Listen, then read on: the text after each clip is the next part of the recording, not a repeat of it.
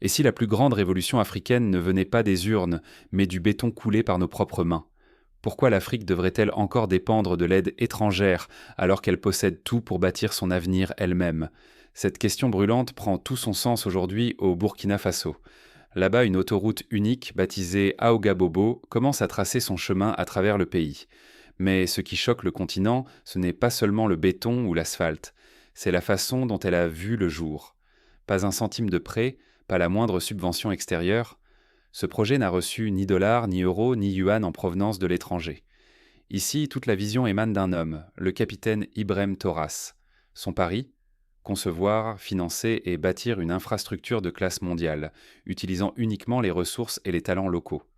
Fini le temps où les grandes routes africaines étaient dans le domaine réservé des compagnies chinoises, européennes ou américaines. Cette fois, ce sont les ingénieurs, ouvriers et entrepreneurs burkinabés qui relèvent le défi.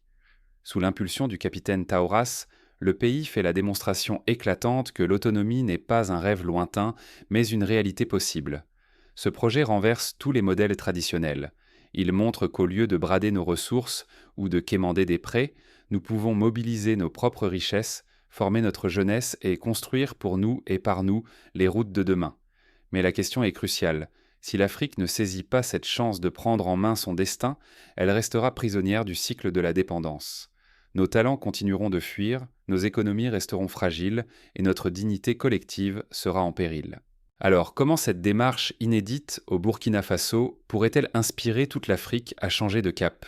Plongeons maintenant dans les coulisses de ce chantier révolutionnaire et découvrons comment le Burkina Faso a réussi à mobiliser ses propres ressources pour lancer l'autoroute Ouagabobo.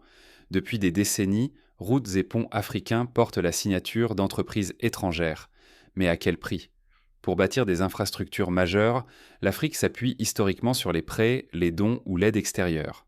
Qu'il s'agisse de routes, de barrages ou d'aéroports, le financement provient souvent de puissances étrangères, qu'elles soient chinoises, européennes ou américaines. Pourtant, ce modèle a un coût caché. La construction d'un pont ou d'une autoroute par des sociétés chinoises, françaises ou américaines entraîne une fuite massive de capitaux. L'argent qui aurait pu circuler dans l'économie locale s'envole, enrichissant d'abord les partenaires extérieurs. Sur les chantiers, les emplois qualifiés vont rarement aux locaux. Les Africains occupent souvent des postes subalternes ou temporaires, tandis que les ingénieurs, chefs de projet et spécialistes viennent d'ailleurs.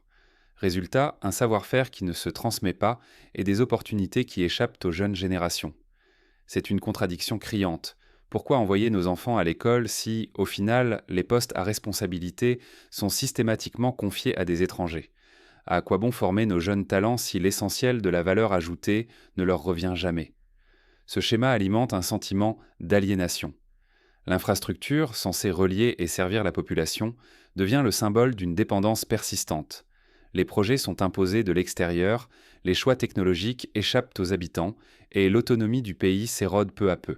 Si ce cycle continue, l'Afrique court un risque immense, celui de l'appauvrissement, de la perte de contrôle sur ses ressources et d'une jeunesse privée de perspectives. Chaque nouveau prêt ou contrat signé à l'étranger est un peu plus de souveraineté abandonnée. Mais au Burkina Faso, un vent de changement souffle. Au lieu de reproduire ce modèle, le pays a choisi d'emprunter une voie inédite. Découvrons comment le Burkina Faso a décidé de financer et de construire lui-même son autoroute, sans dépendre de l'extérieur. Changer les habitudes, c'est défier les sceptiques et bousculer des intérêts bien installés. Quand le capitaine Ibrahim Torras annonce que l'autoroute Aouga-Bobo sera conçue, financée et bâtie uniquement par des Burkinabés, la surprise est immense. Refuser catégoriquement l'intervention des sociétés étrangères, c'est rompre avec des décennies de dépendance. Torras fait un pari risqué, placer la confiance dans le savoir-faire et l'énergie des siens, tout en défiant les puissances qui, jusque-là, détenaient le monopole de ces grands chantiers. La jeunesse burkinabé se mobilise. Plusieurs milliers de jeunes ingénieurs, techniciens et ouvriers formés dans les écoles du pays décrochent enfin des emplois qualifiés, là où, hier encore, ils étaient contraints d'émigrer ou de se contenter de petits boulots. Pour la première fois, le chantier s'ancre dans la réalité locale. Chaque décision, chaque progrès porte la marque de compétences africaines, fières de changer le visage de leur nation. Mais l'initiative de Torras dépasse les frontières du Burkina Faso. Elle lance un défi silencieux à tous les leaders africains. Pourquoi continuer à tendre la main, à mendier prêts et subventions, alors que nos ressources humaines et naturelles n'attendent mais qu'à être mobilisées? Ce projet met en lumière une évidence trop longtemps négligée.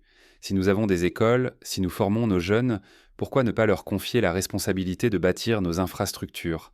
La résistance pourtant est tenace. Beaucoup doutent de la capacité locale à réussir là où tant d'autres ont échoué. Certains dénoncent une prise de risque inutile, prédisent l'échec, espérant prouver que l'Afrique ne peut se passer de l'étranger. La moindre erreur serait immédiatement brandie comme une preuve d'incompétence. L'échec, lui, deviendrait un argument pour perpétuer la dépendance et nier la valeur de l'expertise africaine. Face à ces doutes, Thoras et son équipe tiennent bon. Ils lorgnent contre le découragement, l'autodévalorisation, la pression sociale et le poids des habitudes. Cette bataille, c'est aussi celle de la dignité retrouvée. Montrer aux jeunes burkinabés qu'ils sont capables de faire aussi bien, sinon mieux que quiconque. Ici, l'enjeu n'est pas seulement une route, mais la confiance en soi d'une nation entière. Pourtant, malgré ces obstacles, les premiers résultats du chantier sont tout simplement spectaculaires. Imaginez une Afrique où les autoroutes, les ponts, les infrastructures naissent des mains et de l'ingéniosité de ses propres enfants. Utopie ou prémisse d'un avenir qui s'écrit déjà au Burkina Faso. La révolution silencieuse de l'autoroute, Aouga Bobo ouvre une brèche dans l'histoire du continent. Techniquement, ce chantier va bien au-delà du béton et de l'asphalte. Sécurité renforcée, circulation fluide, respect strict des standards internationaux et, surtout, prise en compte des réalités locales. Passage adapté à la faune, accès pour les riverains, intégration paysagère et écologique. C'est une approche innovante qui prouve qu'on peut bâtir grand tout en protégeant son environnement et en répondant aux besoins de tous. Si ce modèle se propageait à l'échelle africaine, les conséquences seraient non vertigineuses. Des milliers d'emplois qualifiés créés, une montée en compétences de la jeunesse, une économie qui tourne sur ses propres ressources. Avec chaque nouvelle route, c'est la fierté nationale qui renaît et la fuite des cerveaux qui reculent. Mais attention, un tel élan ne tolère pas l'attentisme. Si d'autres nations africaines ne s'en inspirent pas, elles risquent de manquer ce virage décisif, laissant filer une génération entière privée de chance et d'espoir d'un développement autonome. Car plus qu'un chantier, c'est une prise de pouvoir sur notre destin. Ne pas saisir ce moment, c'est accepter de rester dépendant, de voir nos ressources et nos talents servir d'autres ambitions que les nôtres. Concrètement, comment chaque Africain peut-il prendre part et prolonger cette dynamique de changement? La vraie révolution commence quand chacun y contribue à son niveau.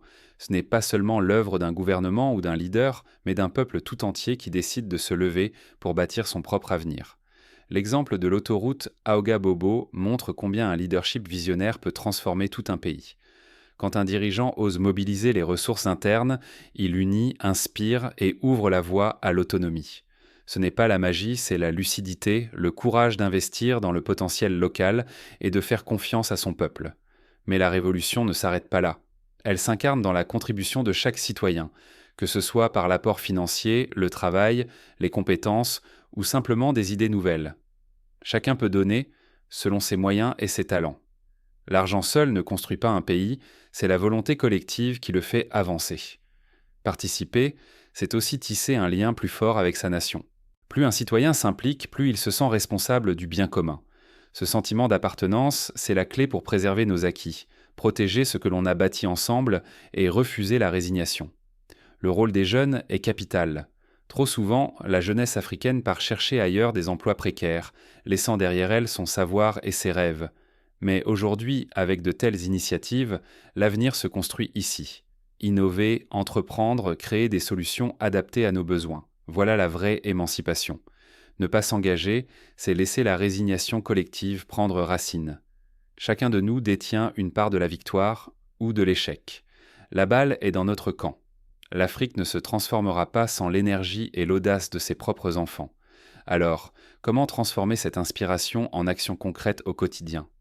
Voyons ensemble comment chacun peut, dès aujourd'hui, devenir acteur du changement. Les routes du futur s'ouvrent à ceux qui osent les construire eux-mêmes. Voilà le message essentiel que nous lègue la prouesse du Burkina Faso avec l'autoroute Aouga-Bobo. C'est à nous, Africains, de bâtir nos propres lendemains sans rien attendre de l'extérieur. Regarder sans agir, c'est accepter la disparition progressive de l'Afrique sur la scène internationale. Se résigner à dépendre, c'est voir partir nos talents, perdre le contrôle de nos ressources et rester simple spectateur de notre propre histoire. À l'inverse, le choix audacieux du Burkina Faso montre la voie. Chaque pays, chaque communauté peut mobiliser ses forces et transformer ses rêves en réalisations concrètes. Cette autoroute, financée sans aide ni dette étrangère, est une victoire de la dignité, de la maîtrise et de la fierté retrouvée. Ce n'est pas une exception réservée à quelques privilégiés. C'est un signal pour toute une génération. Nous avons en main les clés du changement. Il suffit d'un pas, d'une volonté pour que 1000 autres suivent. Refusons le fatalisme, refusons de céder la place et l'avenir aux mains d'intérêts extérieurs. Chaque partage de cette histoire, chaque conversation sur ce modèle fait avancer la cause de l'autonomie africaine.